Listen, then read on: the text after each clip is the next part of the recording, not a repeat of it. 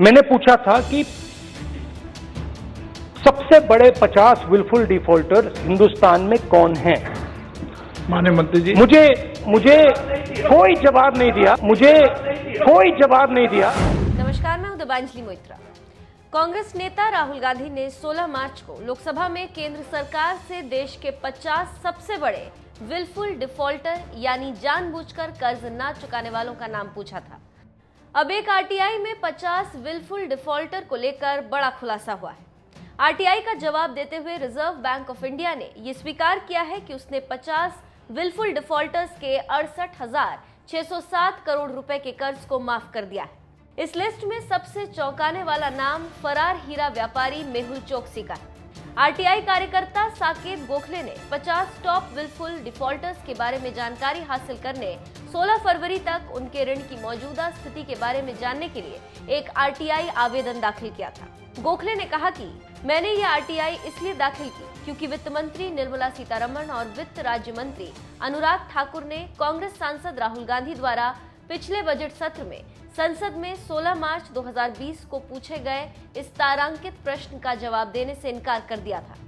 गोखले ने कहा, जिस तथ्य का खुलासा सरकार ने नहीं किया उसका खुलासा करते हुए आरबीआई के केंद्रीय सार्वजनिक सूचना अधिकारी अभय कुमार ने शनिवार 24 अप्रैल को ये जवाब उपलब्ध कराया, जिसमें कई चौंकाने वाले खुलासे शामिल हैं। शीर्ष बैंक ने सर्वोच्च न्यायालय के 16 दिसंबर 2015 के एक फैसले का जिक्र करते हुए विदेशी उधारीकर्ताओं पर प्रासंगिक जानकारी मुहैया कराने से इनकार कर दिया। आरटीआई के जवाब में आरबीआई ने कहा कि ये राशि, जिसमें बकाया और तकनीकी तरीके से लिखित राशि शामिल है, 30 सितंबर 2019 तक माफ किया गया है।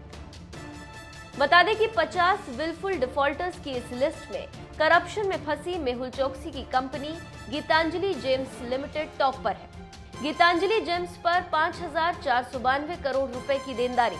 इसके अतिरिक्त समूह की अन्य कंपनियां गिली इंडिया लिमिटेड और नक्षत्र ब्रांड्स लिमिटेड हैं, जिन्होंने क्रमशः 1,447 करोड़ रुपए और 1,109 करोड़ रुपए लोन लिए थे। इस सूची में दूसरे स्थान पर आरईआई एग्रो लिमिटेड है, जिसने 4,314 करोड़ रुपए का कर्ज लिया था। इस आरटीआई के खुलासे के बाद राहुल गांधी ने 16 मार्च को संसद में पूछे अपने सवाल का वीडियो ट्वीट करते हुए लिखा, संसद में मैंने एक सीधा सा प्रश्न पूछा था, मुझे देश के 50 सबसे बड़े बैंक चोरों के नाम बताइए। वित्त मंत्री ने जवाब देने से मना कर दिया। अब आरबीआई ने नीरव मोदी, मेहुल चोकसी सहित भाजपा के मित्रों के नाम बैंक चोरों की लिस्ट में डाले हैं, इसीलिए संसद में इस सच को छुपाया गया। गौरतलब है कि इस सूची में 18 कंपनियां 1,000 करोड़ रुपए कर्ज वाली श्रेणी में हैं और 50 टॉप विलफुल डिफॉल्टर्स में से 6 हीरा या सोने के ज्वेलरी उद्योग से संबंधित हैं।